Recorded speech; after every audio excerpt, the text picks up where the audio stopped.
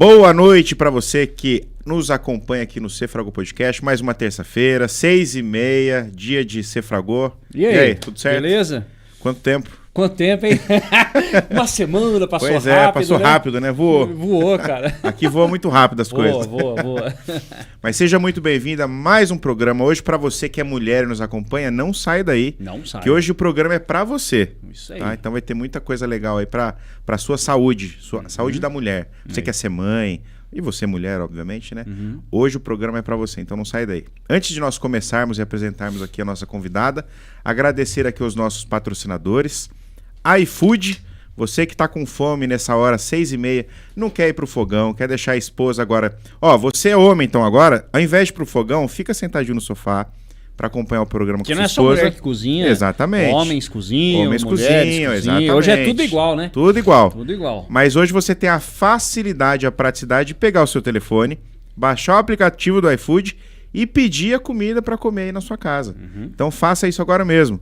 Baixa o aplicativo. Você que tem restaurantes, lanchonetes também e não tá no iFood, amigão, você tá perdendo dinheiro. Então entra agora no site do iFood e cadastra a sua empresa aí para você começar a faturar. Isso aí, tá sempre bom ter dinheiro, né? É bom ter dinheiro. Então vamos alavancar suas vendas aí com o iFood, tá certo? Isso aí. Agradecer também ao Point do Café e Point do Crepe. Você que é de Alfenas já conhece, porque o café é o Point de Alfenas, literalmente. É isso aí. E também tem o Point do Crepe, que também é do Danilo e da Ana. Então, dá uma passadinha lá para você conhecer, porque além de ter café também, eles têm pratos executivos e tem um crepe lá que é sensacional. Inclusive, hoje, almoçamos um crepe. Almoçamos. Delicioso. Um crepe de frango com requeijão. Mama, vem carregar. E aquela casquinha A casquinha que fica por trás, de queijo ali é sensacional. Você comeu qual? Eu peguei o de carne louca. De carne louca. É o top. Nossa, temperado. É o top. Inclusive, a convidada de hoje nós conhecemos no crepe. É verdade. Verdade, né? Foi a gente tava comendo Estávamos comendo lá e conhecemos ela lá. Surgiu o assunto, pois nós vamos chamar o Cef. Vamos lá. Veio de lá. Valeu, viu, Danilo? Valeu, Danilo. E agradecer também a Amplitude Propaganda. Você aí que quer alavancar o seu negócio, né? Ficar conhecido nas redes sociais. Contacte agora mesmo a Amplitude Propaganda aí para alavancar a sua rede social. Ou quem sabe precisa fazer uma logomarca, precisa... lançar o seu livro, né? Seu produto. Já que a gente tá falando de médico, você que é médico, você que é profissional liberal, exatamente, né? Dentista, essas redes sociais aí estão paradas, encalhadas, faz tempo que você não posta nada. Vamos dar um up aí. Então aí, tem agência para isso. Exatamente. Então, além do trabalho de agência com marketing digital, peças online e offline, também tem o estúdio. Faz parte da Amplitude. Então, você quer reforçar a sua marca pessoal, gravar os seus vídeos de forma profissional, o seu programa de podcast também, entre em contato aí no @amplitude.pp. Tem todo esse espaço aqui, ó. Atrás da cortina tem mais um cenário aqui que dá para mudar, né? Nós temos aqui, inclusive, o Cefragô Esportes, toda segunda e quarta-feira, ao vivo, é feito aqui atrás. Então ali também tem possibilidades de gravações aí para o seu negócio, para sua marca, para sua empresa, para o que você quiser. Gerenciamento de canal do YouTube, verdade. Tá continuando aí, né, falando de médicos e tal, precisa ter um canal para falar. Muita gente pesquisa. Hoje o Google todo pai, mundo vai, né? É o médico. Tô com dor de dente. É o Dr. Google. É o Dr. Google, né? O médico adora o Google, né? Dr. Google, Dr. YouTube. Então, se você ficar com raiva do Google falar as coisas, vai lá e você fala no seu canal. Exatamente. Divulga com propriedade, né? Então, por isso que é importante ter um canal do YouTube. É fundamental aí para profissionais da área de saúde. Com certeza. E quem que a gente tá aqui hoje, Guto? Quem que trouxemos? Hoje a gente vai falar, o Rômulo já deu uma palhinha aqui, né? Mas para você que é mulher, vamos falar sobre a saúde da mulher.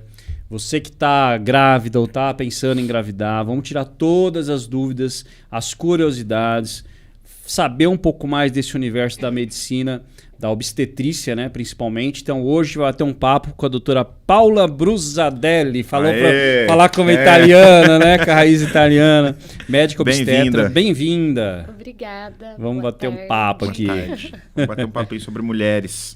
Isso aí. E aí? Tudo certo. Tudo certo? Muito nenê nascendo? Muitos nenéns nascendo. Hoje já nasceram 3. Eu sempre brinco que se a gente depender de não ter crianças nascendo para o nosso mundo acabar, isso não vai acontecer. Não vai acontecer. Porque realmente Temos muitos nascendo.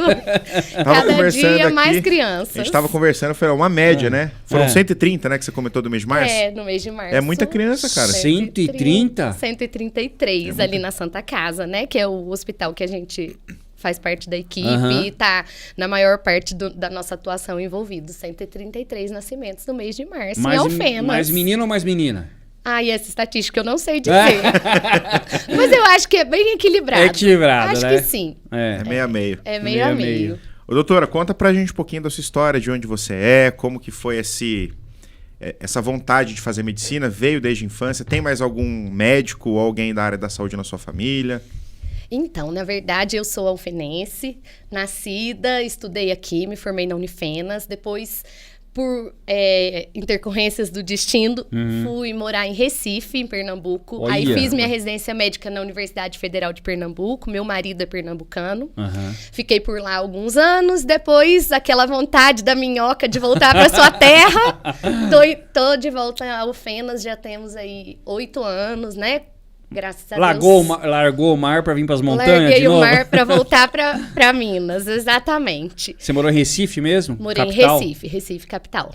E aí me formei, né, em obstetrícia e Sim. ginecologia pela Universidade Federal de Pernambuco, que foi onde eu fiz residência, no Hospital das Clínicas. Fiquei mais um tempo, atuei lá também, que acabei fazendo concurso após a residência e era do corpo clínico de lá, mas acabei querendo voltar realmente, porque eu sou daqui e adoro Alfenas, então... Já tinha essa vontade de voltar. Aí, quando você me pergunta, né, com relação à família, a minha família tem, sim, alguns médicos, mas eu acho até interessante, porque não foi uma coisa já premeditada, desde criança, de que eu faria medicina. Não foi assim. Na época de vestibular, eu fiz, fui aprovada, correu tudo bem. Agora, ao longo da faculdade, a minha certeza de que eu faria ginecologia e obstetrícia, essa foi, assim, gritante frente às outras especialidades. É mesmo? Eu não sei se teria alguma influência ou não, mas o meu avô era obstetra, inclusive atuava em Alfenas e isso, eu me lembro, eu pequena, criança, brincando na casa dele, e às vezes ele saía, ia fazer um parto, ou ele saía e ia prestar assistência para as pacientes, porque naquela época o médico era tudo generalista, né? Mas ele tinha isso tudo aí e, sim, ele foi para mim uma grande figura, uma ilustração de profissional e de pessoa a se seguir, porque eu acho que pra gente ser médico, a gente, antes de tudo, tem que ser uma pessoa de caráter, uma pessoa íntegra, né? Se preocupar com o bem-estar dos outros. E esse exemplo eu tive do meu avô. Mas... E no decorrer disso tudo, eu fui, dentro da faculdade, me encantando ainda mais pelo universo da mulher. E eu acho muito interessante essa área de atuação, né? Da ginecologia e da obstetrícia, porque nós estamos caminhando cada vez mais para um grande avanço na medicina preventiva. É verdade. E falando de médico, de mulher, o universo da mulher vai desde uma mocinha que recém-menstruou e precisa de uma orientação de como vai ser aquilo tudo que é novo, até aquela senhora que está passando por todos aqueles problemas de climatério e fazendo menopausa, até as idosas realmente, que já não, né, que disfunções na hora de urinar, bexigas caídas, enfim, diversas coisas. Então, é uma coisa que a gente segue a paciente ao longo de uma vida. E a gente se dispondo a atendê-la ali no início da vida, né, do menarque dela, a vida reprodutiva, até passando com ela por todas essas fases, vivendo o climatério, a gente vai possibilitar que ela tenha uma vida saudável, uma vida saudável, né? Então, a gente acaba sendo meio que o clínico da mulher, o ginecologista e obstetra, né? Acompanha em todas essas áreas. E isso é uma coisa muito prazerosa, porque eu realmente acredito que a medicina necessita desse vínculo, né? E a gente estar ali com uma família, estar ali com uma paciente, numa hora tão nobre e sublime como é na hora do nascimento. Né? Isso aí faz com que os nossos vínculos, que os nossos laços se estreitem muito. É verdade, porque é o momento ali, eu não sou pai, né? Minha esposa não é mãe, mas assim, a gente, de todos que são, falam, né? Que é o momento máximo da vida, né? É o que todo mundo espera e aquilo é um momento emocionante, né? Você acha assim que tem a gente brincou aqui, né? Poxa, nasceram tantos, mas eu tenho uma impressão que cada vez menos, vou dizer por mim, que é o meu caso, né? As pessoas têm menos filhos, porque se a gente for falar de gerações antigas, você comentou o seu avô, né? Eram 10 irmãos, 12 irmãos, e aí ia emendando, e tanto é que você tem sinônimo de saúde, né? Prima e tal. E hoje as pessoas têm assim, tem um e fica pensando se tem um segundo quando resolve não ter nenhum. Sim. Né? Tem acontecido isso? Você tem notado essa diferença de gerações? Bom, o que acontece? Com relação a isso, eu vou citar mais uma vez o meu avô, que isso me marcou muito. Ele falava que a obstetrícia não é gentil para com as mulheres. Trata-as como velhas após os 30. Isso pra mim, jovem, criança, era uma coisa, gente do céu, 30 anos, velha. Beleza. Hoje em dia, a gente vê que a mulher entrou para o mercado de trabalho, que a mulher participa praticamente de igual para igual do dia a dia, de uma casa, de uma família, não só em ser mãe, em ser esposa, mas em ser uma pessoa que... Provedora, que coloca as coisas pra frente, que faz as coisas acontecerem, né, dessa mesma forma. Talvez essa necessidade de se capacitar, de se qualificar para enfrentar um mercado de trabalho antes só dos homens, traga às mulheres hoje em dia um atraso na época de decidir, de despertar, de se enxergar mãe.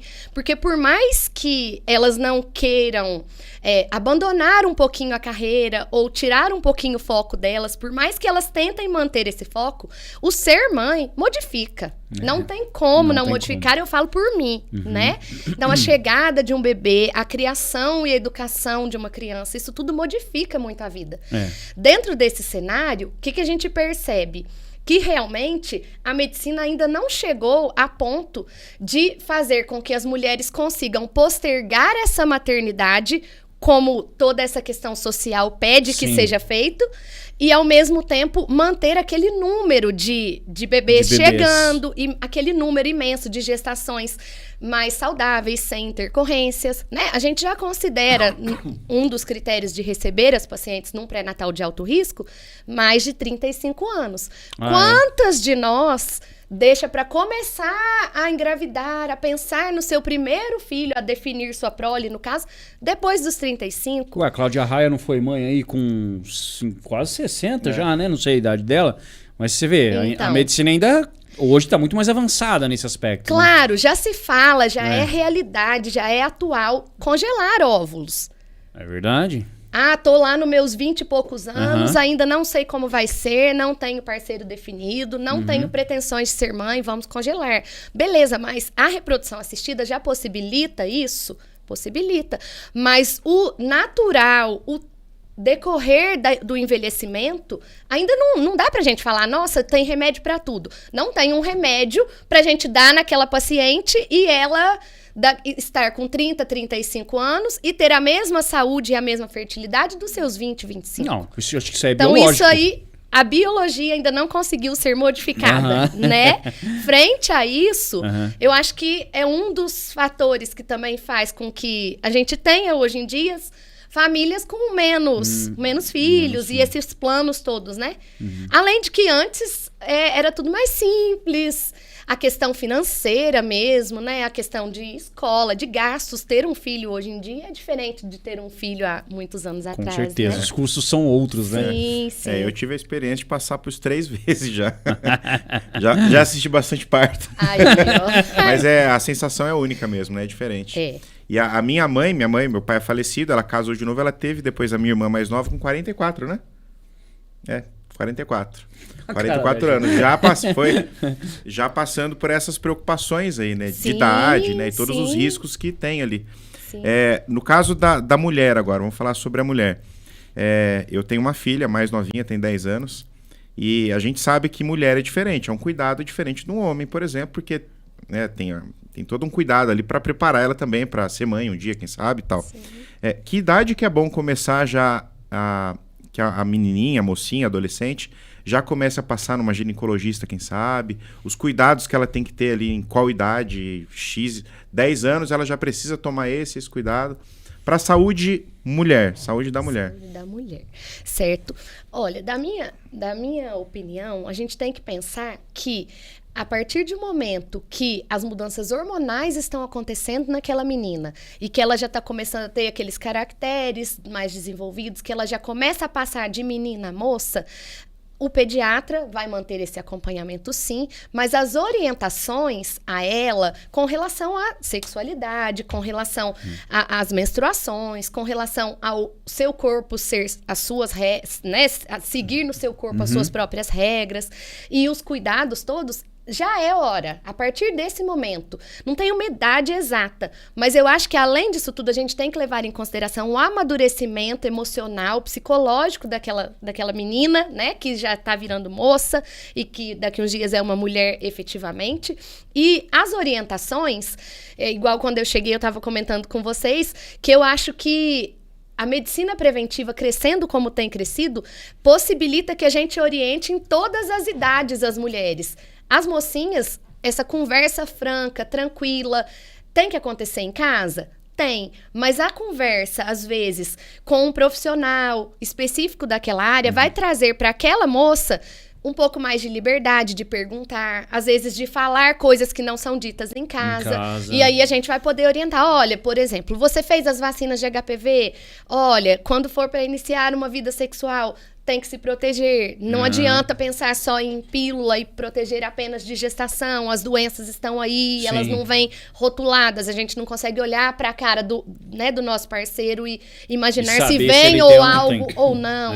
Então, todas as orientações. Olha, menstruação, você está na escola, você não sabe exatamente. Um mês vem num dia, outro mês varia um pouquinho, vem num outro.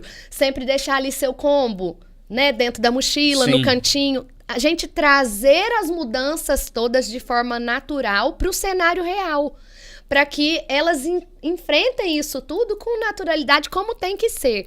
E uma vez enfrentando com naturalidade e acreditando que é um processo fisiológico e que não precisa ter vergonha e que tem, assim, bom acesso com a família, bom acesso com os colegas, as amigas, e ainda um profissional de saúde ao qual ela chega ali jovenzinha e teve acesso e teve liberdade de falar, de perguntar, de se abrir, isso aí vai trazer para ela uma segurança muito grande, né? E aí esse amadurecimento, com todas essas questões envolvidas de forma efetiva, vai fazer dela uma mulher mais tranquila, vai fazer dela uma mulher mais resolvida, vai possibilitar que ela cresça realmente acompanhando o corpo dela de forma natural e emocionalmente saudável, né?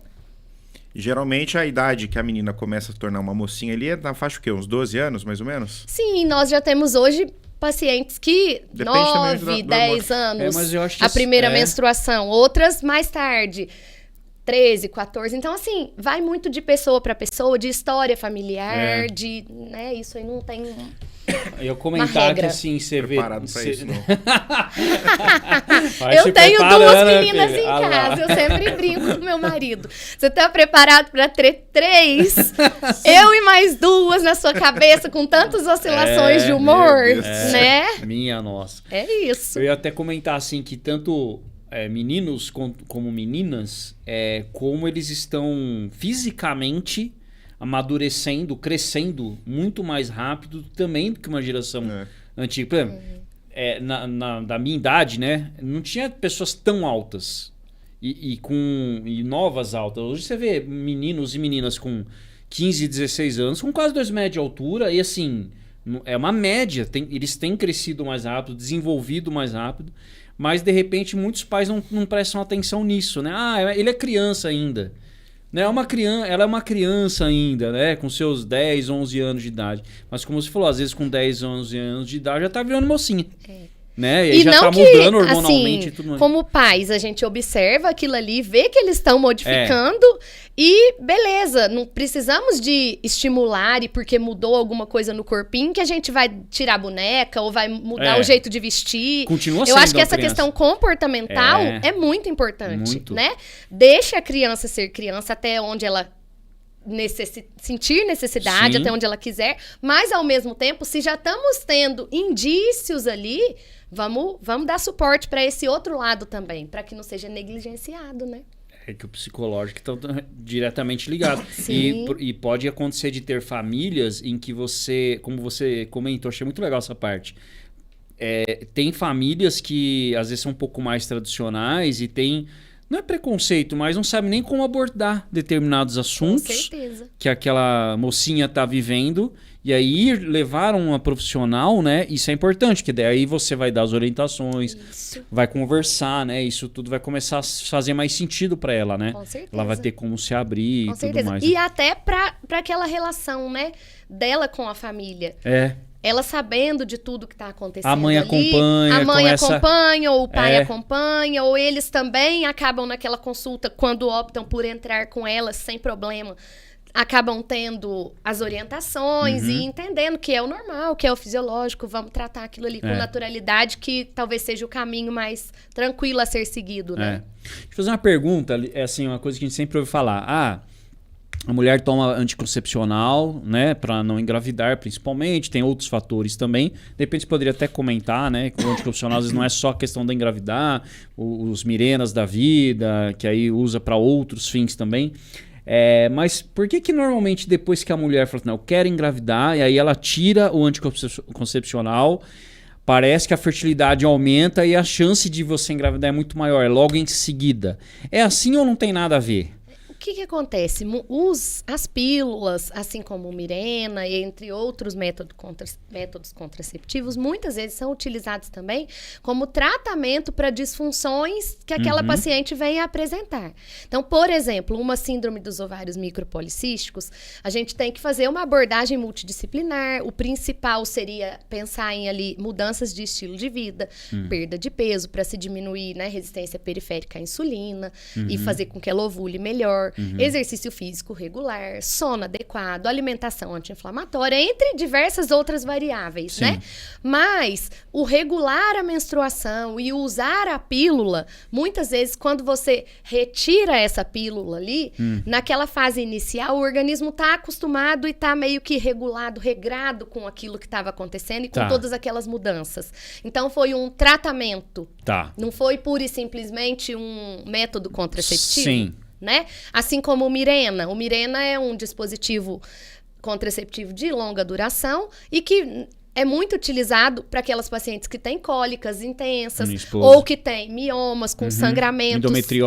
Endometriose.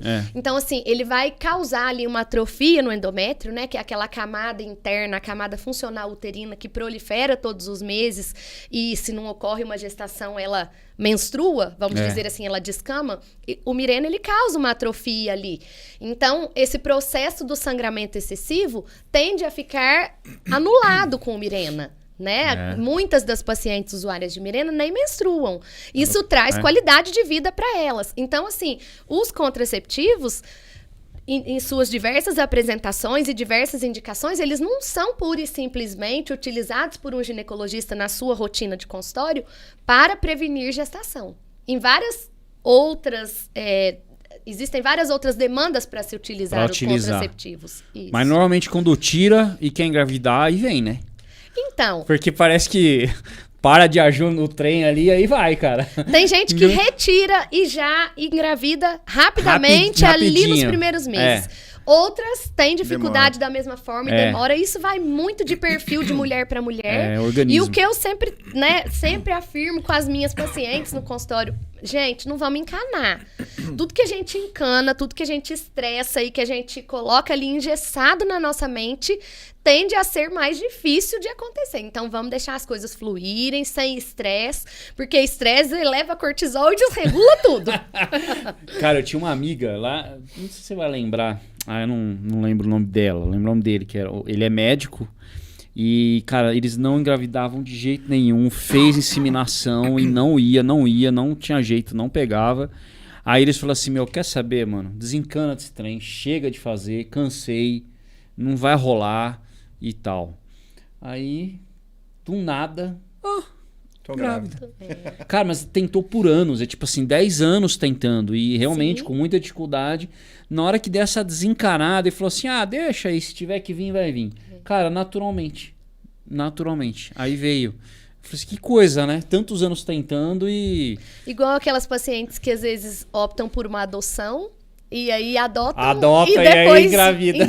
Depois, né? Quantas famílias a gente conhece que já aconteceu isso, né? Os tratamentos de mulheres inférteis, né, que existe, são muitos, literalmente alguma coisa que tem que tomar, são remédios pesados ou existe algum tratamento natural também para que isso aconteça? Como que é isso? A gente sempre tem que pensar em mudança do estilo de vida. A gente sempre tem que pensar naquela paciente em promover a saúde dela como um todo, né? E aí, lógico, mudanças no estilo de vida são sempre excelentes e aliadas a abordagem de todas as patologias. Não seria diferente nesse universo da reprodução assistida. Mas a reprodução assistida hoje em dia é uma área bem específica que a gente tem os colegas mais voltados para essa formação, os infertileutas, né, que a gente chama. Infertileutas? Infertileutas. Oi. E aí Excelente. são bem abordagens específicas, com hormônios, com fertilizações, com Tem várias inseminações, com monitoração de ovulação e coitos programados. Tem diversas técnicas. É um universo bem paralelo aí e que tem, eu acredito que, como a gente já falou lá no início, por conta desse envelhecer da mulher em desejar ser mãe, eles estão sendo cada vez mais acionados. É verdade, né? É verdade. Caramba, é verdade. Explica pra gente o que é o pré-natal. O pré-natal. O pré-natal é aquele acompanhamento da paciente ao longo da gestação, onde são feitos os exames de sangue, os exames de imagem, as abordagens nas patologias que ela vier a ter, tantas que ela já tinha ou aquelas que ela venha a desenvolver ao longo da gestação. E assim, o acompanhamento pré-natal, ele é a chave de um nascimento saudável. Porque ao longo dele, se bem feito, a gente vai diagnosticar diversas coisas ali, tanto no bebê quanto na mãe. E vai poder atuar naquilo para que volte as coisas a correr no curso natural, né? Ai, começou a elevar a pressão. Então, nós vamos olhar para aquela pressão daquela mãe e vamos tratar aquilo ali para que não traga repercussão para aquele bebê e para aquela gestação. Muitas vezes, a gente não consegue, no acompanhamento pré-natal, sarar, curar, mas a gente controla. E o controlar e a assistência bem feita, de perto, com um profissional capacitado, com uma boa adesão da paciente e da família, né? Melhora muito as coisas. Melhora muito o desfecho ali, perinatal, né? Que a mãe fica melhor naquele pós-parto, o bebê nasce mais saudável. Então, é a chave de tudo, o acompanhamento pré-natal. Lembrando que aquelas pacientes que já têm um planejamento, que já sabem que querem engravidar, a consulta pré-concepcional, né? Então, Consulta antes dela engravidar, a gente já vai fazer aquela consulta, a gente já vai dar uma olhada em todas as questões hormonais, nas vitaminas, orientar a questão dos exercícios, avaliar como um todo a paciente, né? Para que ela já engravide mais redonda, vamos dizer assim, com tudo indo mais tranquilo. E isso aí tende a trazer crianças mais saudáveis e mães mais saudáveis. E uma gravidez mais saudável também. Uma gravidez mais tranquila, sem intercorrências. O pré-natal geralmente é feito mensal ou é mais um tempo mais espaçado? Geralmente é feito mensal, até mais lá no 3º trimestre, né? Que as consultas ficam mais próximas, até que ali no termo já, depois das 36, 37 semanas, a gente já faz as consultas semanalmente, até esse bebê nascer. Bem de perto, né? Isso. Agora, se for uma paciente com uma gestação de alto risco e a demanda dela, por exemplo, uma diabética em uso de insulina, é uma demanda de se ver e de se observar a paciente e a curva de glicemia que ela faz semanalmente, então ela vai ser vista semanalmente.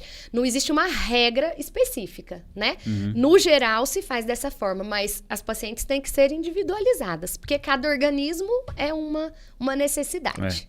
Eu não lembro na época, né, que a minha esposa estava grávida, se no pré-natal é que faz aqueles exames específicos para ver se o bebê vai ter algum tipo de doença, de alguma coisa que mexeu com ele ali, com a genética dele. É tudo no pré-natal também, porque eu não lembro. Na verdade, tudo é feito no pré-natal, a gente faz o acompanhamento pré-natal, olhando ali a mãe com relação às sorologias todas de doenças como AIDS, sífilis, toxoplasmose, citomegalovirose, rubéola, dentre várias outras. A gente avalia também perfil de tireoide, a questão toda de glicose e vai observando. Se aquele bebê, nos ultrassons, por exemplo, começa a mostrar ali pra gente alguma alteração que possa sugerir que ele tem alguma malformação. Malformação. Algo nesse sentido, a gente já vai ver também ali no pré-natal. Assim como se a gente vê, por exemplo, que essa mãe tem sífilis durante a gestação, a gente tem como tratar essa mãe e esse bebê tá ali dentro da barriga num ambiente que ele também já está sendo tratado para que a gente previna que ele tenha lá na frente uma sífilis neonatal. Então, assim, as questões das malformações, dos bebês sindrômicos, assim como questões de doenças reais, né? Doenças infectológicas, tudo isso pode ser visto ao longo do pré-natal. Por isso a importância. Então, você que assiste aí, faça direitinho, né? Porque é importante, saúde né? dos Isso dois, é a saúde dos dois, né? Com certeza. E, tipo, eu fico imaginando, né? Daquelas mães, né? Que acabam engravidando e fumam, cara. Aí, os hábitos de vida, né? Porque é o que você falou. Eu acho que tá muito ligado essa medicina preventiva até antes dela engravidar. Falou assim, se você quer engravidar, Mix, então você tem que começar a mudar esse teu hábito de não fumar. Com porque certeza. Não tem A cabimento bebida... uma grávida fumando. É uma coisa que a gente vê assim, que impressiona. Porque ela tá jogando aquilo direto ali pro neném, né? Com certeza. Por exemplo, está super acima do peso e quer engravidar. Aí tem que reduzir, modificar a dieta, modificar os hábitos, fazer os exercícios, perder o peso. Pra quê? A gente sabe que as obesas têm mais chance de desenvolver um diabetes na gestação do que as pacientes que engravidam ali já com um IMC dentro do preconizado. Então, pra tudo, dá-se um jeito, né? Aquelas que têm as patologias, a gente vai seguir de perto para que essas patologias interfiram o mínimo possível. As que não têm, a gente vai cuidar para que não venham a ter. E por aí afora. Da quantidade de partos que vocês fazem, né? Tem o parto assistido, algo que está começando a voltar, né? Mas também a cesárea veio para revolucionar e as pessoas preferem fazer dessa maneira. Como é que essa proporção? Hoje ainda se faz muito mais a cesárea do que o parto normal. Ou esse parto normal tá voltando? Como é que tem ficado isso, assim? Porque realmente é muito mais prático. Tem mulheres que preferem... Eu digo na questão do risco para algumas, mas daí você como médico fala, não, aqui é muito risco a gente fazer um parto normal. Mas a gente ouve falar bastante que o parto normal tem crescido. As pessoas têm procurado fazer mais, né? Na verdade, eu sou uma obstetra, assim, bem... liberal no sentido de que o que mais vale e o que mais deve ser levado em consideração é a vontade, o desejo materno. Tá. Por quê? A gente sabe que o parto normal, ele é um mecanismo fisiológico. Se está sendo bem acompanhado, bem monitorado, assistido ali por uma equipe capacitada, nós teremos excelentes desfechos com ele, né? Se não existe nenhuma contraindicação a esse parto normal, por que não tentar? Né? As pessoas, né? O mundo moderno aqui no nosso país, no exterior já nem é tanto assim. No exterior a gente tem altos índices de parto normal, mas o Brasil tem sim uma epidemia de cesáreas. Mas as pessoas se esquecem que uma cesariana é uma cirurgia de grande porte. São 7 camadas que a gente abre até que a gente chega ali dentro daquele útero e retire aquele bebê. Caramba! Então, assim, os riscos inerentes a uma cesárea também existem. Eu sou super a favor do termo cesárea desnecessária ou cesárea necessária. Uma cesárea necessária, ela existe para isso, para salvar a mãe, para salvar bebê, para trazer conforto, né, para aquele binômio materno-fetal ali. Assim como o parto normal, na minha opinião, ele deve sim ser assistido, ele deve sim ser incentivado, porque a gente sabe que é uma coisa fisiológica da mulher. Se tá tudo bem, se ela se preparou para isso, por que não? Mas o que tem acontecido, e eu já ouvi vários casos, é das pessoas quererem ter filho em casa e não vai um médico. Mas aí é loucura das pessoas, então, mas existe, né? Você sabe que existe. Existe super. Muito, porque virou esse negócio de, não, vamos lá, a antiga parteira, porque antigamente era assim. Mas eu acho que a medicina veio para evoluir, certo? A favor, não contra. Seguinte, os partos podem sim acontecer em ambiente hospitalar, em ambiente seguro, com toda uma retaguarda frente a qualquer complicação e com os profissionais certos ali assistindo e ser humanizado. E levar em consideração o que aquela paciente sonha, o que aquela paciente quer. Sim. Né? Não é porque é um parto hospitalar que aquela paciente vai sofrer violência obstétrica e que as coisas vão ser... Não é assim. Na verdade, não é o ideal, é que não seja, né? Sim. E graças a Deus, aqui no nosso serviço, aqui na nossa cidade, as coisas têm evoluído e caminhado para que essa assistência ocorra cada vez mais de forma humanizada, levando em consideração a vontade da mãe, levando em consideração as indicações médicas reais, porque o que todo mundo quer é bebê e mamãe felizes no final, bebê e mamãe saudáveis, né? Eu não sou nada a favor de extremismos. Você ter um parto na sua casa, e se você tem ali na hora do nascimento, né, na hora do período expulsivo, o bebê faz uma bradicardia severa, ou o bebê elimina um mecônio que está comprometendo o batimento, né, que está comprometendo a via respiratória ali, que vai me enrolei toda, gente. Não, fala o termo. Né? Que vai comprometer ali a as palavras técnicas, né? Essa é certo. Metônio. Se vai comprometer a vitalidade daquele bebê, aí ele tá aquela mãe, aquele bebê com uma pessoa não capacitada num ambiente que não se tem nem a possibilidade de converter para uma cesárea. Aí, realmente, eu acho que é um retrocesso sem tamanho. É loucura, né? Para aquelas que optam por isso, é loucura.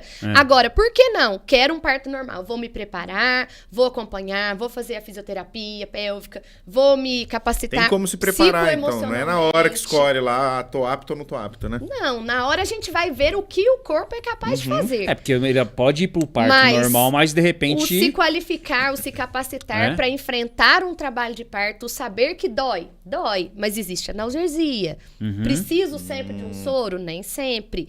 Posso andar que vai estimular? Ou não posso? Essa confiança aí que eu volto mais uma vez na questão da relação médico-paciente, né? O paciente tem que ter afinidade ali, tem que saber que ninguém tá querendo operar porque quer ir descansar mais cedo, vamos dizer assim. Ao passo que, se está falando que tem que operar, vamos ser aberto àquilo também, né? Porque eu vi uns casos, negócio ali, por exemplo, eu não sei qual que é a diferença ou por que existe de mulheres em casa dentro de de uma banheira, na água, né? O que isso, na verdade, por que fica ali? Na verdade, a gente sabe que a água quente, o ambiente favorável, assim, de estar na sua casa, isso tudo traz uma certa calma, uma certa tranquilidade para aquela paciente. Tudo bem ali naquele início, ou se tem alguém ali acompanhando de perto, mas já mais na hora, já mais próximo, né, a fase ativa. Aquela água ali não vai servir para nada, então. Aquela água é para relaxar a paciente. Essa é antes, então, enquanto ela tá em trabalho de parto. De dor mesmo, né, de entendi. Relaxar, água quente. Igual no hospital, a gente fala com elas, levanta, caminha um pouco, entra no chuveiro, fica na bola, deixa a água quentinha cair nas costas. Isso tudo são medidas que vão trazer conforto para aquela paciente ao longo do trabalho de parto, que a gente sabe que é uma coisa exaustiva, que dói realmente, né? Então, esse conforto, ele existe vindo de todas essas medidas. Mas até onde a gente vai querer olhar só para o conforto sem olhar para a segurança, né? Eu acho então, que esse é o principal, aí né? que tá. Eu acho que o que mais falta nos dias de hoje é bom senso. Sim. Né? E a mulher grávida hoje, ela pode fazer exercício, ela pode frequentar uma academia normalmente? Ela não só pode, como ela deve, né? A gente sabe que gravidez não é doença, então a gente precisa, sim, ocupar a cabeça dessas gestantes com o trabalho, com as atividades rotineiras e corriqueiras ali da vida dela. Precisa, sim, se exercitar, precisa, sim, se alimentar de forma saudável, um sono legal, precisa saber que existe uma rede de apoio, né? Esse parceiro, essa família, tá todo mundo envolvido ali com aquilo, para que isso tudo traga mais tranquilidade e mais efetividade num trabalho de parto de sucesso. Tem que tomar cuidado, às vezes, só com o tipo de exercício que vai fazer, né? Então com tem certeza. que ser acompanhado, não é chegar na academia sozinha, querer pegar peso lá, que não vai ser legal. Sempre, né? Com um profissional habilitado, né? Um educador físico, ou pilates, ou uma hidroginástica, sempre com um profissional ali acompanhando. E se o médico obstetra ali ao longo do pré-natal identificou qualquer coisa que venha contraindicar e pedir um repouso, que esse repouso seja feito também, né? Salvo os casos que precisa de um repouso por indicação médica, por indicação do que está ocorrendo ali com ela, esses exercícios podem sim ser mantidos. E entre academia e pilates, qual que seria o melhor? Ou não tem melhor? Não tem melhor. Varia. Eu acho que o melhor é o que a paciente consegue se comprometer e fazer. Porque a gente fica, faça isso, que isso vai ser melhor. Mas ela não gosta, é maçante, ela não tá disposta, vai adiantar. Pra outra, não adianta. Então, assim, que cada pessoa, eu costumo ser bem flexível quanto a isso com as minhas pacientes. Eu falo, gente, descobre o que vai te trazer conforto, o que vai te ajudar a aliviar a lombalgia, né? No caso, a dor nas costas que toda paciente tem, a dor nos quartos, como diziam, né? Nossos avós. Gestante tem. A gente tem que pensar que tá crescendo ali um nenê e que tá deslocando completamente o centro da gravidade do corpo dela. A qualquer momento ela pode tombar. Então, assim, a gente tem a própria fisiologia da gestação, relaxa ligamentos, relaxa musculatura, modifica a coluna, modifica como um todo. Nossa, como muda, né? Muda tudo. Que não é só questão do hormônio, do emocional. Fisicamente tem uma mudança absurda. Exatamente. Né? Se existe essa mudança para que essa gestação seja viável, para que essa gestação aconteça, para que esse corpo seja casa para esse bebê por 9 meses, vamos cuidar desse corpo respeitando o limite dele mesmo, né? Se ele tá gritando, se tem algo ali acendendo a luz vermelha, vamos parar. Mas se não tem, vamos dentro. Lógico, nós não vamos incentivar gestante nenhuma a ficar marombeira e aumentar a carga ao longo da gestação. E não é o período. Não é a hora pra isso. Não é a hora pra isso. Faz depois. Mas o exercício é super bem-vindo. O ganho de peso da mulher obviamente, tá crescendo uma criança ali dentro, né? Já tem peso. Tá comendo, dois, saber se é gêmeos. Existe alguma, eu não vou falar porcentagem, mas vamos colocar isso para ficar mais fácil pra gente poder entender aqui. Sim. Que a mulher tem uma média de ganho de peso para ainda estar dentro do saudável? O adequado, né? É que aquelas pacientes ganhem ali 1 quilo por mês. Então seria 9 quilos, mais ou menos. 9 a uns 12 quilos, beleza. Tem aquelas que têm gestações saudáveis e que ganham mais que isso? Tem. Como tem aquelas que nem isso ganham e também são gestações saudáveis. Tem gente que saudáveis. Parece que nem tá grávida, tá lá 8 meses. Mas isso aí seria o aceitável, o menos relacionado ao desenvolvimento de doenças, né? De complicações. Sabe o que eu fico mais assim... A gente direto aparece na TV... Mulher ganha nenê não sabia que tava grávida. Não sabia que tava grávida, velho. Como pode? Gente, isso é uma coisa, né? Como pode? Acontece, já chegaram casos assim. Caramba. É mesmo? Já chegaram. Mas não cresce a barriga? Vai no pronto-socorro achando que é alguma coisa e tá nascendo Mas, neném. gente, durante 9 meses não... Eu fico me perguntando, porque eu tive 2 gestações. Eu sentia mexer, meu corpo mudou todo. Então, eu não sei até onde também aquela paciente, no contexto psicológico dela, tinha uma negação ou não queria ver. Né? Porque... Acredito que devam existir... Não é possível que não sinta nada. Mecanismos por detrás disso aí. Mas acontece que já existiu isso. Do nada, vai lá, ups, nasceu. Eu nem sabia que tava grávida. Cara, como que pode isso, né? Às vezes pelo contexto familiar, né? Enfim. Mas que acontece, porque a gente ouve direto isso aí. Né? Você falou de, eu acho que parte desse antes, né? Vamos nos cuidar, da prevenção. Dá umas dicas aqui de que alimentos são legais, tá? E quais tem que evitar e quais são proibidos para uma mulher grávida. A gente vai evitar o consumo de açúcar, de farinhas em excesso. Mas aquela paciente grávida que não tenha, né, um diabetes, lógico, não vai passar vontade de comer o doce do aniversário que ela foi no final de semana. Até porque a fome aumenta, né? E ela tem uns desejos meio loucos, né? E esses desejos, lógico. Então, assim, eu costumo ser bem flexível mesmo. Eu falo, olha, não tem motivo para você sair se privando de muitas coisas. O que realmente não pode, não deve, de forma alguma, ser consumido na gestação é álcool, cigarro e as demais substâncias ilícitas aí, né? As Mas drogas. não tem a questão de, por exemplo, carne crua, comida japonesa, por exemplo. Também. Pimenta? Pimenta eu não sabia, não.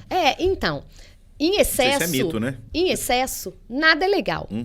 Para as não gestantes já é assim. Então, a gente nunca vai estimular, vou tomar, sei lá, quantos litros de chá de canela. Não vou. Vou consumir cafeína em excesso, tomar muito café. Mas um cafezinho pequeno, que já é do costume daquela paciente, eu vou privá-la disso também, nesse momento. Aí também eu acho que não faz mal. Aí não mal, justifica, né? Mas é sempre a questão de bom senso com relação a essa alimentação. Quando a gente fala, por exemplo, do consumo de sushi ou de saladas, né, fora de casa, o que acontece? Algumas das pacientes não têm imunidade para toxoplasmose, que é uma patologia que, se elas contraírem durante a gestação, vai trazer comprometimentos para ela e para o bebê, né?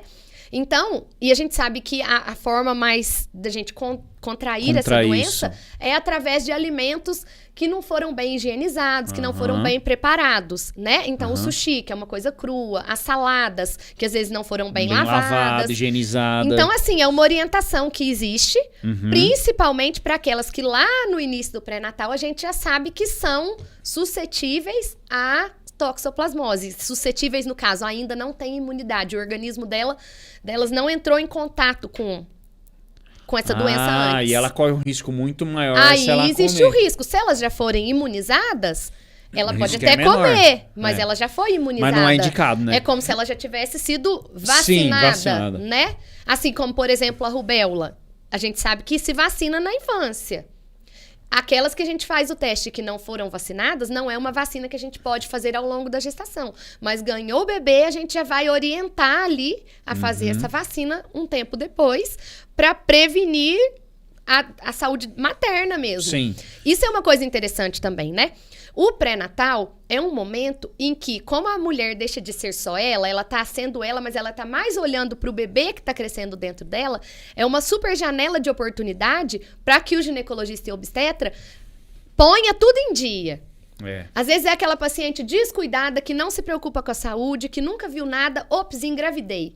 Aí é a hora que a gente vai conseguir fazer um preventivo, que a gente vai conseguir passar as orientações, que a gente vai conseguir ter acesso à saúde dela como um todo, para que ganhou o bebê, a gestação correu tudo bem, além de tudo, ela seja uma mulher saudável e ela entenda essa necessidade de se cuidar ao longo da vida no pós-parto também, né? Que às vezes ela não tinha esse hábito antes. Então, essa janela de oportunidade de abordagem de acesso que a gente tem a essas pacientes ao longo do pré-natal é muito interessante para a gente também. Eu vou te fazer 2 perguntas, voltando ali à questão do parto normal, da cesárea, etc. Quando que normalmente vocês decidem que não adianta mais tentar o parto normal e vai para cesárea? Quais são os fatos que mais acontecem para vocês tomarem essas decisões? Olha, um trabalho de parto acompanhado, como manda o figurino, ele vai se preencher um instrumento ali que a gente utiliza chamado partograma. Esse partograma foi desenvolvido já para que a gente tenha segurança em se conduzir o trabalho de parto.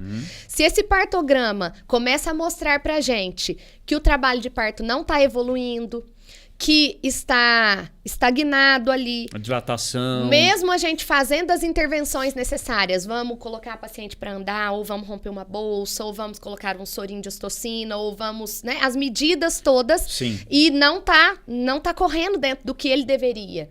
Ele nada mais é do que um gráfico, né? Se esse gráfico chega ali e mostra pra gente, não dá, não dá.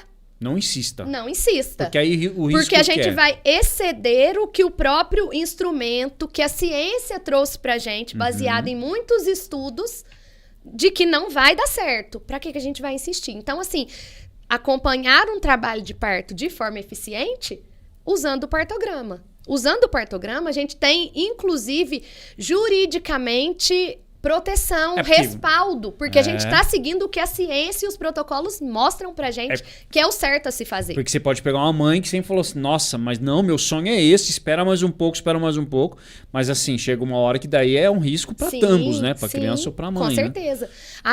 Até que ponto a gente vai pagar para ver essa vontade suprema ser realizada ali, mas está colocando em risco ela e o bebê? Não justifica, né? Então, o partograma, ele é um instrumento que dá muita clareza pra gente. E às vezes as pacientes perguntam assim, lá no consultório ainda, doutora, será que eu tenho capacidade de ter um parto normal? É lógico que existem indícios, por exemplo, uma mãe que chega pra gente com uma barriga super maior do que o esperado para aquela idade gestacional que ela tá, que a gente já pensa num bebê com o peso excessivo. Grande. Ou uma mãe que tem alguma patologia, que tá descompensada, que tá gritante. Diversas coisas vão falar pra gente, olha, eu acho que não vale o risco de se tentar. Mas, na grande maioria das vezes, seguindo esses protocolos e esperando a fase ativa do trabalho de parto iniciar, é que a gente vai ter certeza. Dá para ter um parto normal ou não dá para ter um parto normal? Eu não consigo olhar para uma paciente e dar essa certeza para ela nunca. Não tem Por como. mais que existam todos esses instrumentos, que as ultrassonografias estimem esses pesos, as apresentações que o bebê pode estar ali, as diversas variações de cada paciente para cada paciente mesmo. Para a gente ter essa certeza, o trabalho de parto precisa iniciar.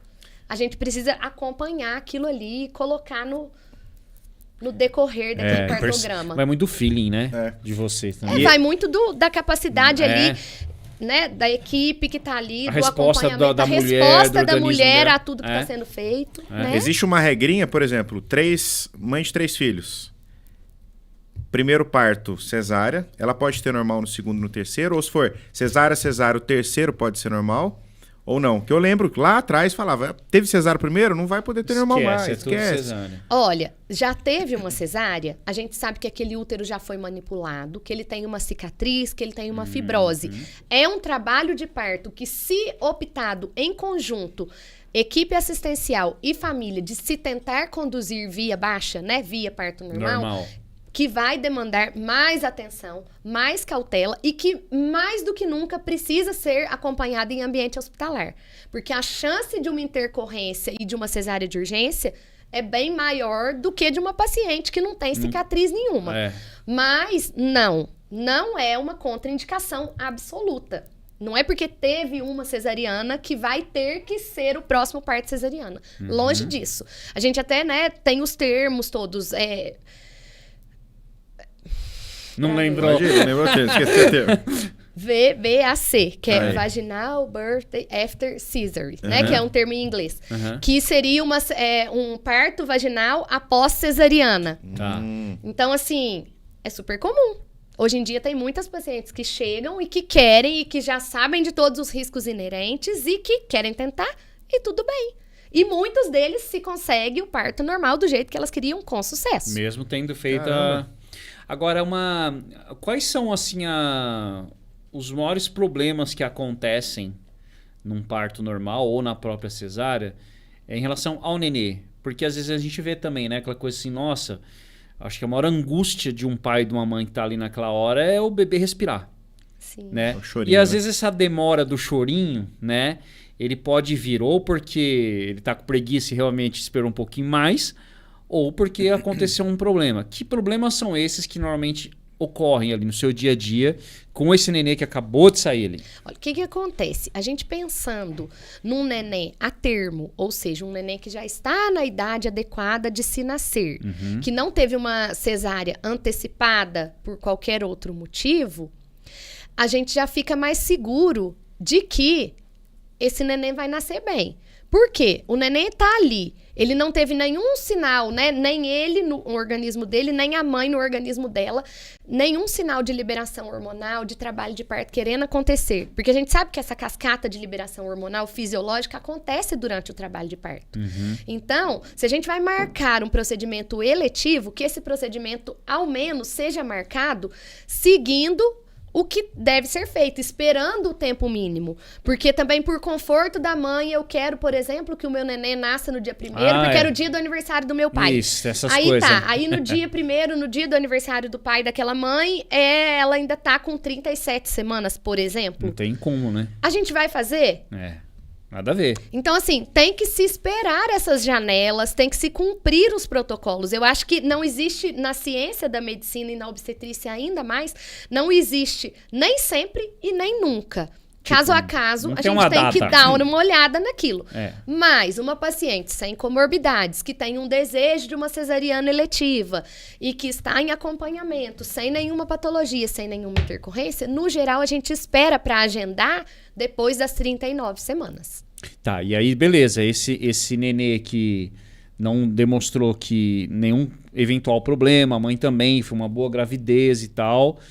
Beleza. Mas quando tem uma dificuldade, quais são as que mais ocorrem? É a falta da... Por que vocês batem o nenê contrário para ele respirar assim? É porque ele realmente tá com problema ali? Tá, ou é uma técnica que tem que fazer toda vez? Ou tirou, já tá gritando? Na verdade, essa assistência ao bebê na sala de parto já é uma coisa do pediatra, do neonatologista. Mas a gente tem que lembrar que aquele bebê passou 9 meses dentro de uma bolsa total cheia de líquido. E que aquele pulmão, aquela árvore traqueobrônquica dele estava toda tomada por líquido. Até que ele saia daquele ambiente e que a circulação que levava o oxigênio para ele, que foi cortada ali no cordão umbilical, venha mostrar para o organismo dele que ele precisa respirar, porque ele vai ter que se oxigenar por conta própria. Sim. Tem aquele gapzinho. É o fisiológico. E aí é onde, às vezes, a pessoa morre de agonia. Mas o parto bem assistido, em ambiente hospitalar, com um pediatra capacitado, com uma equipe capacitada, se for necessário, se a gente tá vendo ali que aquele bebê, mesmo com todos os indícios de que iria nascer bem, teve uma depressão respiratória, teve uma necessidade de suporte, esse suporte vai ser dado de imediato, né? Porque o pediatra tá ali pra isso. Na hora. E vai ser feito. Ai, mas deve dar um desespero. Não, mas dá. Aí é mais Chorou, chora, moleque. Essa é mais uma das coisas que muito preocupa de um parto domiciliar. Pois é, né? E se esse neném não nasce, tá tudo lindo, tá tudo perfeito. Mas e a hora que ele nasceu, se por algum motivo... Não respira. Porque, gente, nem tudo a gente consegue achar motivo. Na vida é assim, nem tudo tem um motivo claro. Não respirou. Precisa de uma assistência. Quem vai dar essa assistência pra essa mãe em casa, pra esse bebê em casa? Né? Não tem como. O uso do fórceps, que fala, ele hoje ainda é uma ferramenta utilizada pelos médicos ou não está sendo mais utilizada? Existe o fórceps, mas são utilizações muito restritas. E se o partograma tá gritando pra gente ali que não vai evoluir bem, que não tá indo, na maioria das vezes a gente não espera chegar, né? Na necessidade de se aplicar um fórceps, porque a gente sabe que o fórceps, ele tem, sim, a questão riscos, dele ter sido criado é para salvar. Mas é um procedimento que precisa estar extremamente habilitado e que tem vindo a diminuir a frequência de aplicação de usar, dele, né? Então, nem sempre a gente se sente seguro ali no momento para aplicá-lo. Sendo necessário, último dos últimos casos, ele vai ser feito. Mas, além de tudo, ele machuca muito a região perineal, vaginal daquela paciente. Aí depois são muitos pontos, é uma recuperação que vai judiar bastante dela. Então, muito. Assim, não é uma coisa que se utiliza rotineiramente, longe disso. São em exceções, né? Exceções. Assim como a episiotomia, que há um tempo atrás se fazia, né? Aquele cortinho ali, quando o neném tá quase nascendo. Pra abrir mais o espaço. Isso, a gente faz aquilo quando a gente vê real indicação. Que daí o neném não vai sair, não consegue sair. Não tá dando, tá precisando, o neném já tá muito baixo, a mãe tá exausta, a gente precisa manipular e a gente faz. Mas é raríssimo, não é uma coisa... Isso. Não é uma prática, não, né? Não é uma prática atual, nossa, vai fazer de rotina em todas. E graças a Deus que não. Isso essas duas questões aí, fórceps, epísio, essas intervenções, a minimalização dessas intervenções mostra pra gente que a obstetrícia atual tem caminhado para ser mais humana, mais fisiológica, para respeitar mais aquela paciente, né? Não, isso então, é legal. Isso é muito legal. Agora, você que lida com tantas mães, pra gente dar umas risadas aqui, fala aí alguma daquelas, como é que fala? Vontades das mães, assim, tipo, a minha mãe diz que quando ela tava grávida de mim, ela tinha vontade de morder sabonete. Nossa, eu já ouvi que ela pegou aquele sabonete e deu uma mordida assim e falou, então tipo, que coisa louca, né? Tipo assim, conta umas aí pra nós. Gente, eu não vou lembrar de um desejo específico que tenha me matado de risada ou que eu tenha ficado incrédula no que eu tava escutando. A gente escuta, sim, várias coisas, mas o mais interessante são os maridos, né? Ou os acompanhantes ali na consulta falando dessas vontades. E eu me lembro quando eu tava grávida da minha primeira filha, que era 1h da manhã. Eu ainda morava em Recife nessa época. E me deu vontade, a hora que eu levantei pra ir ao banheiro, de tomar caldinho de feijão. Nossa. É um costume de Recife. Caldinho de feijão no copinho, na praia. E como tira gosto em tudo que é botequinho, né? E eu virei pro meu marido 1h da manhã. Eu quero um caldinho de feijão. Ele nunca mais esqueceu disso. E aí, foi? Não achou. Teve que ficar pro outro dia. Mas também no outro dia eu não tomei não. Tomei uns 4 pra matar a vontade. Mandou bala. É isso. É muito louco isso, né? Porque é muito interessante. Tem cada caso, assim, que a gente ouve falar de gente que... E eu acho que a questão hormonal mexe muito, né? O humor da mulher, umas talvez ficam mais nervosas, outras ficam mais chorosas, né? Eu acho que isso aí mexe muito. Eu lembro do meu tio me contando, né? Quando a minha tia estava grávida, que do nada ela virou para ele: Leandro, eu estou com muita vontade de comer lambari frito. Aí ele, nossa, tá, então vamos, né, não sei, em algum boteco. Não, eu quero pescado. Olha só, então vai lá pescar. E ele conta isso rindo, e isso é uma coisa que... muito legal isso, em né? várias reuniões de família essa história já veio. Então, o que eu acho mais legal disso tudo, da questão dos desejos, é que aquele momento é um momento muito único para a mulher. E o psicoemocional dela tá muito modificado, vai tudo ser muito diferente. Então, assim, essa rede de apoio, esse tipo de carinho, essa questão da levar numa boa, das brincadeiras, do tentar realizar esses desejos, são coisas que ficam pra memória pro resto da vida, pra aquela família. Fica, não conta, né? Minha mãe falou, de um sabonete. Eu fiquei olhando assim pra ele, não vou... Mas não vai ter jeito. Disse lá e lascou o dente no sabonete. Na verdade, a mulher engravida, mas o pai também engravida. Os familiares engravidam. Esse envolvimento de todo mundo na chegada de uma nova vida demanda esse tipo de brincadeira, de descontração. Então, assim, o fazer, o realizar esses desejos e o levar isso numa boa, eu acho fantástico. Vai mudar a vida de todo mundo, né? Com certeza. Vai mudar a vida de todo mundo. Ô, doutora, da saúde da mulher, falando da vida dela, né, a vida da mulher de uma forma geral, quais são os exames ginecológicos mais importantes que ela deve realizar durante a sua vida? Dentro da questão ginecológica da paciente, a gente tem que manter sempre os preventivos, né? Que seria o exame citopatológico do colo uterino, que é o rastreio do câncer de colo de útero. E a questão das mamas, que também é muito, né? Porque a gente sabe que são os cânceres mais comuns das mulheres, né? Que mais matam. Mama e colo de útero. Então, a gente sempre tem que estar de olho neles. Além do câncer coloretal, que também é um câncer bem prevalente nas mulheres, mas mais de meia idade para frente. Então, assim, o rastreio, né? Com uma pesquisa de sangue oculto nas fezes ou com uma colonoscopia, a depender de paciente para paciente. Se tem histórico familiar ou não, esses rastreios são antecipados. Se tem hábitos de vida, né? Que interfiram aí na possibilidade de um câncer, esses rastreios também são modificados, mas, no geral, a gente tem que olhar para isso. Além de olhar, né, sempre tireoide, o perfil glicêmico, a questão dos colesteróis, né, dar uma olhadinha em fígado, dar uma olhadinha em rim, tudo em dosagem sanguínea, mas isso tudo. E as questões hormonais diretamente das patologias ginecológicas, a gente não costuma ficar dosando hormônio sem clínica. Aí eu acho que entra uma coisa muito importante.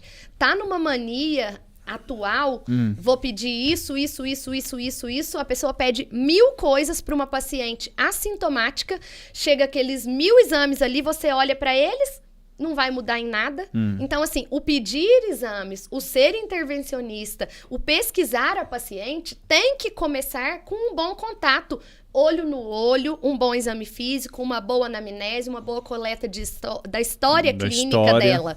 Se é uma mulher que não tem queixa de nada, que tá tudo transcorrendo dentro do normal, ou que são queixas típicas da idade e da faixa etária que ela tá ali, o que eu vou ficar revirando ela de exames, né? Então, assim, esse tipo de coisa, eu acho que vale muito a pena a gente bater forte aqui, porque o que mais tem é o doutor do Instagram que fica pedindo 1 trilhão de coisas e fazendo soroterapia e chuchando um monte de chips hormonais, coisas ainda sem evidência científica, coisas que são, na verdade, formas de se ganhar dinheiro, né? Que, infelizmente, a gente tem colegas que seguem por essa vertente e que não, na verdade, tá enganando, é uma enganação. Quer dizer, não tem um fundamento. Resultado em função daquilo. Não tem fundamento. Então, assim, a reposição hormonal, por exemplo, ela deve sim ser feita. Ela traz inúmeros benefícios para aquelas pacientes sintomáticas. Mas para se fazer uma reposição hormonal de forma eficiente, de forma segura, que não vai trazer mais prejuízos do que benefícios, tem que se ter as indicações precisas, tem que se ter essas avaliações todas bem feitas e tem que se fazer com o que já é consolidado, com o que a ciência já mostrou pra gente que é seguro. É verdade. O que não tem acontecido, infelizmente. Que coisa, né? É. Mas eu acho que a tendência disso tudo é uma fase. Porque tudo que é feito de forma indiscriminada faz as próprias pacientes, assim, passarem por problemas. E eu sou muito da opinião e da fé mesmo de que o que é correto, o que é justo, sempre tem bom espaço e bom lugar na sociedade, né? É. Então, acaba que esse tipo de postura, esse tipo de coisa... Acaba não durando muito também, não dura. Isso vai, ganha a grana dele, mas não... Isso, exatamente. Não... Né? O Papa Nicolau entra nesses o Papa Nicolau aqui. É, né, o preventivo ou colpocitológico. É a mesma coisa. Entendi. É tudo o mesmo nome. Entendi. Ele faz nesse período do pré. O Papa Nicolau, atualmente, os protocolos falam pra gente, inicia-se após os 25 anos, tendo 2 anos consecutivos de exames normais, a gente pode espaçar essas coletas naquelas pacientes assintomáticas a cada 2 a 3 anos. E é preconizado no Brasil até os 64 anos. Nossa, então é a vida inteira fazendo. A vida inteira fazendo. Isso. Fora dessa faixa etária, quando tem alguma queixa ou quando se está com alguma suspeita clínica. Isso é o que a gente tem recente, né? Agora, falando da doutora Paula, como é que é para você viver tudo isso e o que você faz para dar uma relaxada, para... Sabe, porque eu acho que é muito cansativo. A gente já tentou marcar aqui, né? Falou assim, nossa, vai nascer não sei quem. Aí vai nascer. Aí corre, a sua agenda é uma loucura. Minha agenda é maluca. Sua agenda é uma loucura. E o que você faz para sair um pouco dessa loucura, que eu sei que você ama, mas você precisa viver também um pouquinho, né? Viver a sua vida. Quais são os seus hobbies aí? O que você curte fazer? Eu peguei por obrigação manter a minha academia em dia. Então, eu tiro pelo menos 3 dias na semana para mantê-la em dia. Até por questão de saúde mesmo. Sim. Que a gente faz bastante força nas cesarianas e nossos ombros vão gritando, nossos punhos. Então, a gente precisa estar com o corpo bom. Então, isso é uma coisa que eu não abro mão. Eu sou uma pessoa naturalmente, apesar de ter escolhido a obstetrícia, dorminhoca. Eu, tendo um tempinho, eu deito e durmo mesmo. Adoro dormir.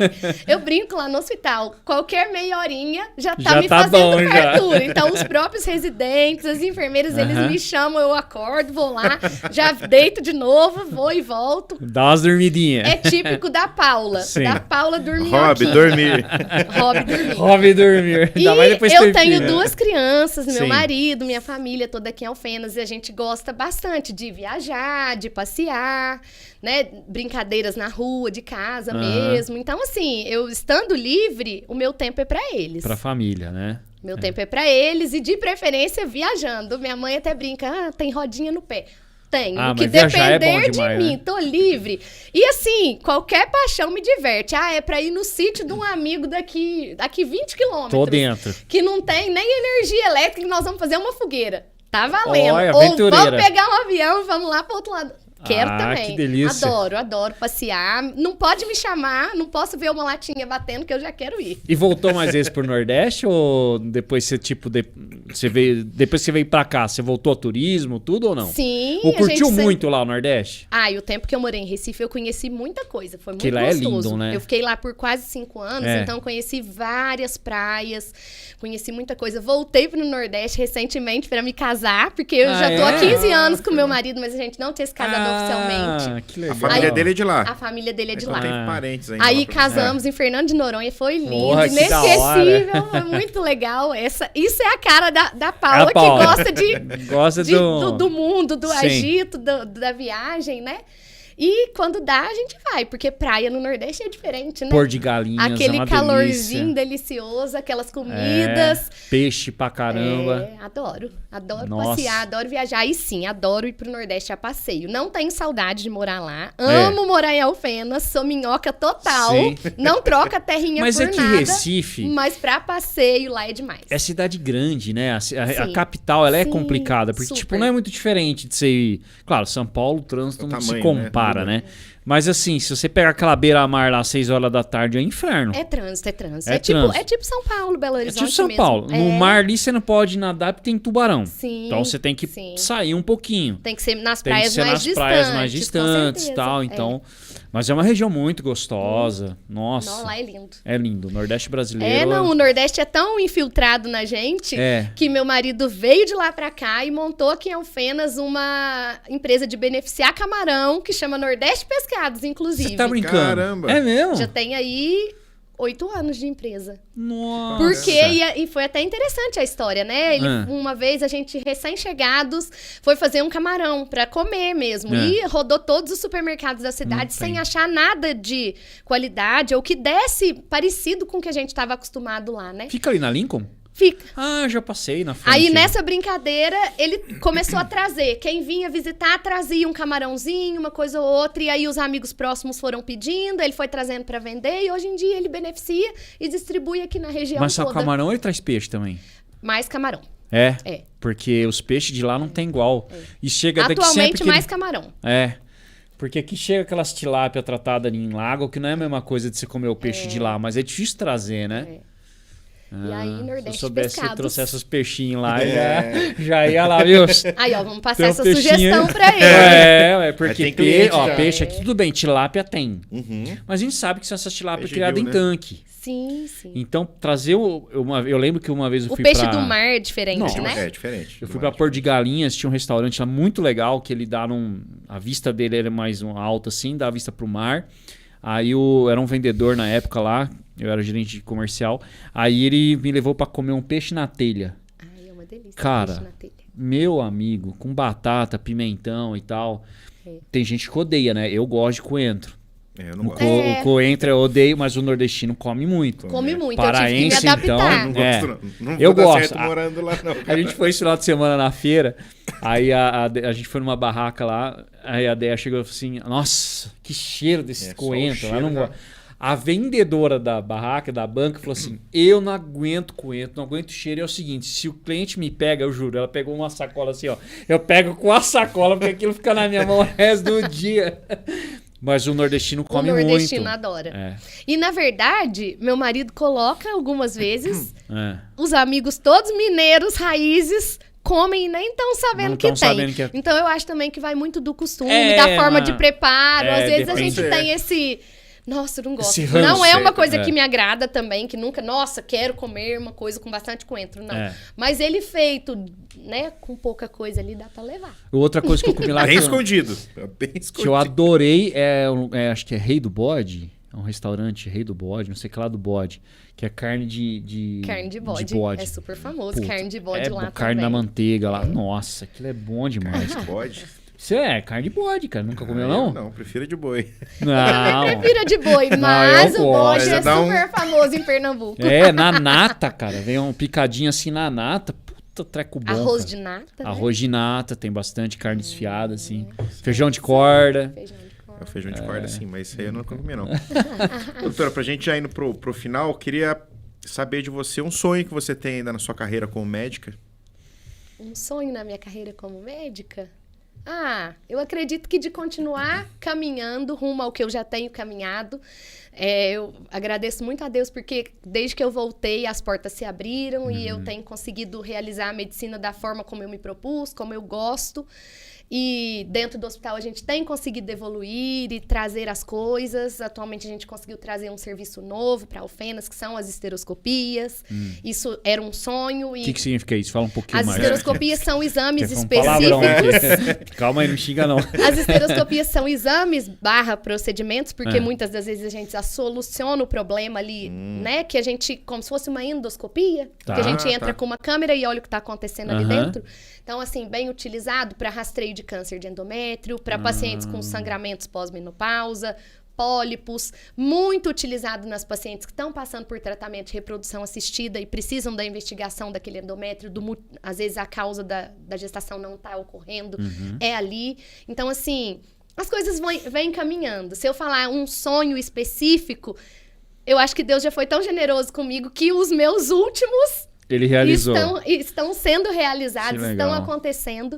Então, eu peço muito a Ele que Ele esteja sempre comigo, que Ele guie as minhas mãos, porque eu acho que a gente aqui, dentro da medicina, a gente é instrumento do que tem que acontecer. Se for para dar certo, que seja, né, da vontade dEle, que a gente possa se fazer acontecer realmente. Porque sem essa ligação, né, sem essa questão de ter uma fé, de acreditar que as coisas acontecem como elas têm que ser, na hora das frustrações a gente não consegue nem acalentar aquelas famílias. É verdade. E eu acho que a medicina é isso, né?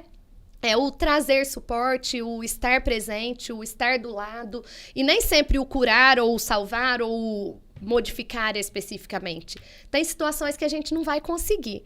E quando a gente não consegue, Deus está ali dando apoio para que a gente seja um instrumento de trazer algum tipo de conforto, mesmo que não seja o que a gente mais queria naquele momento. Você né? se lembra de qual foi o primeiro nenê que nasceu na sua mão? Não tô falando daquela... Não sei se na faculdade, tudo, mas teve aquele momento que falou assim, caramba, eu dei... né? Tô aqui, ó. Isso é uma coisa interessante, porque eu me lembro, eu sou canhota.